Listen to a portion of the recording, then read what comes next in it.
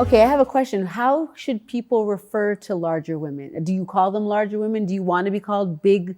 Like you called yourself big, but is that how you want people to reference you? I mean, wanting how someone to reference me is irrelevant. People are going to reference you however they're going to reference you. It's how about you reference you. All right. So, okay, so if that's the case. So for me, like, I understand what I mean when I call myself big. You know what I mean?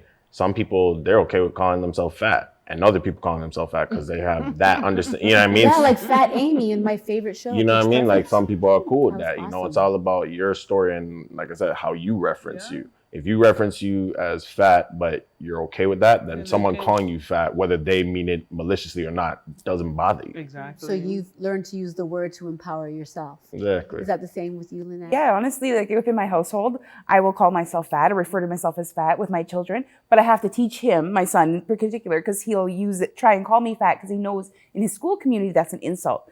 So I have to teach him, okay, it's not appropriate to use it maybe outside the home. I'm okay with myself, but some people are not But as also comfortable not with their okay bodies. to reference it as a weapon. Yeah, Yeah. right? But That's the I can see him lesson. pressing those boundaries and testing. Yes. Is it have the same impact here in the home as it does in the school community? Right, And having to right. do that piece of education with him. Dr. G, you look like you're going to burst at the seams. Tell us what's going down. Well, you know, I typically feel like when it comes to, you know, even looking at size, I relate that to when we're talking about sex and sexuality and pronouns, right? We ask people, well, what should I call you, or what pronouns do we use?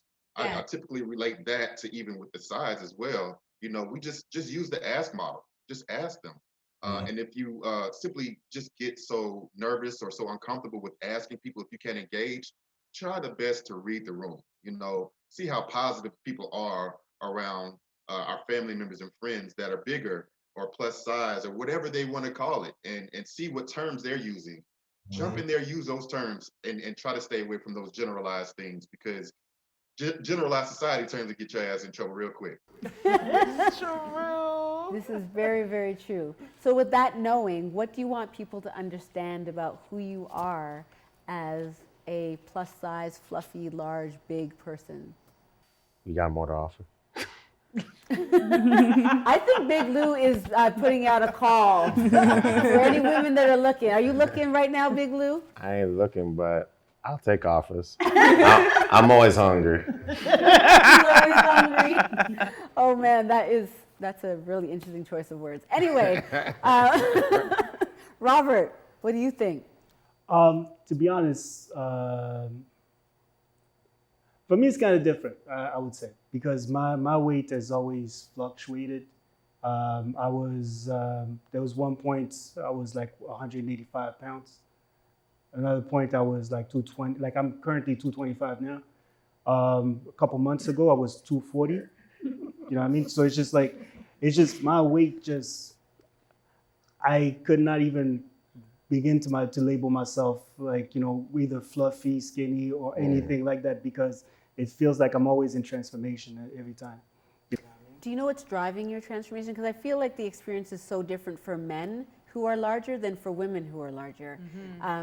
Because I remember you saying that you were able to utilize your body to leverage it to attract men into your life. I don't know if it works the same way for men. No. One comes a point where when I started liking who I was, started liking the person, it was a wrap at this point. Like, and if I like somebody, I'm going to approach that person, and Yeah. that's it. Yeah. I mean, I didn't care what size I was at that point. Before, I remember seeing a video of myself at a club, all white party.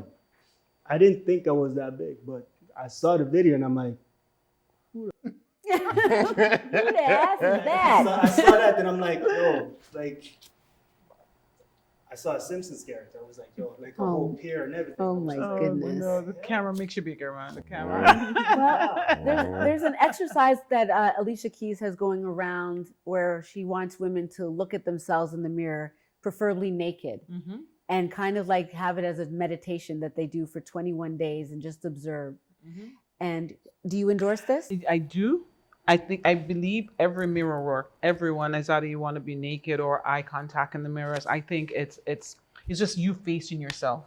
And I totally endorse anything you, I co-sign. Dr. G, do we get your cosign on that one? I co-sign. I'm not gonna say anything extra. I think it was perfectly stated. Okay, amazing. Well, we're going to get into some foreplay right now. And it's going to be led by the Mr. Late Shift. Maybe you're going to be Dr. Late Shift because, men like to doctor things sometimes. And there's nothing like doctoring an exotic, an erotic paragraph. Is this a paragraph or is it a full story? This guy went to work. It's a full story? This guy went to work. It's a full story. What's this, Big Lou? He went to work. Oh, I take it. So should one of us read it, or are you going to read it, or is Big Lou? Big Lou is in the house. Yes, Big Lou. He wrote it. I'll read it. Okay. So we do this thing called the dark room sessions, where Dr. Doolittle over here. No, Mr. Late Shift. Was that disrespectful? My bad. Bring the word little, you bring in big. Oh yeah, Big Lou and Dr. Doolittle. That wasn't a good comparison. We got two big strapping heterosexual alpha males that are going to share an erotica with us right now. I don't know why my voice got deeper, but it did. Okay, so Mr. Late Shift wrote this erotica. Big Lou is going to be reading this erotica. And what is the point, though? What are you trying to get us to understand when we read it, or should we ask this afterward? Actually, I'll say it now. Okay. What I'm trying to make it understandable is that you'll have some men, they'll fetishize big women in secret, but in public, they'll keep them secret, and that's why I called it. I called this one my big secret. My big secret. Okay. Big Lou, it's over to you. All right. I got inside her car, trying to hide the turmoil I dealt with throughout my day. Emotions of anger and frustration inside of me were wrecking my spirit. The same way my car got wrecked, but I didn't let that mess, up, whatever. We had been flirting in Facebook groups for the longest time. This was our first time meeting, and honestly, I was not sure that I would, considering I've never really been with big women, but hey, I like them petite or fun size, as they call them. Well, a bigger woman who was as beautiful and sexy as her, I would have to be a fool not to jump at the occasion to share the energy with her. Plus, the entire time that we were in the car, she looked eager. She wore this flowy summer dress and was looking at me with desires in her eyes. She was horny. I was frustrated about my car. So I gave in to her, held her face with one hand and pulled her towards me, my tongue dancing her mouth and then sucking on her bottom lip and then the top. My hand left her face and I went to her dress. I wanted tits in my hands, and pulling down her top would get me to them. Once I was successful, hanging over the car console, I had my face in her big ass titties, not paying any attention to the movements happening in the car until it was obvious that she was trying to move on top of me. I pushed the car seat as far back as I could. We were not able to get a proper angle for her to sit on top of me. We tried changing positions over and over, but we finally get to a missionary going, but that was also with some frustrations. I tried turning her around for a doggy style, but to be successful would demand that we open the door and get out. Our partial nakedness was not something the outside world would not see. So instead, she gave me head, and I enjoyed every minute of that. I would enjoy it again for another secret encounter, flirting online and fucking in secret. That's deep and disturbing. That was deep and disturbing, but also very male-centric. I don't know if you guys see that. I always wonder if males understand, when they're speaking about a woman in a sexual way, how very much it's about their experience. And I didn't hear anything about what she wanted. And I also felt like the sadness around her having to, you know, suspend her pleasure to please him in the story. How did you feel that, Lynette? Definitely. I could definitely relate to those scenarios. I could definitely, there's humor in it too, and picturing Of them moving course. around in the car. And like I, as a bigger person, can understand the struggles and The struggle making is bodies real. work together. Right. What about you, Donna? What came up for you? You know what? The same, but again, it's his story, That's true. right? So it's his story. So he's based on what his reaction is. Right. So what would have been nice if we had a longer time to kind of have her story? Because, but essentially, this is what I'm hearing. It's funny you should say that. But before we get to that, Dr. G, what do you think about the story? I thought it was nice. And yes, it was, like Donna said, his story. You know, from our perspective, we're just going to go with what we like. Maybe something that could also be, I guess, arousing to women is in a couple situation, share how he wants to please her from his story. Yeah, but in his defense, the story is about him doing it in secret in general. So from the point of him doing it in secret, he's already not coming to the situation with her in the consideration. So I think the story is actually quite appropriate. I picked up on the fact that that's what it was, right?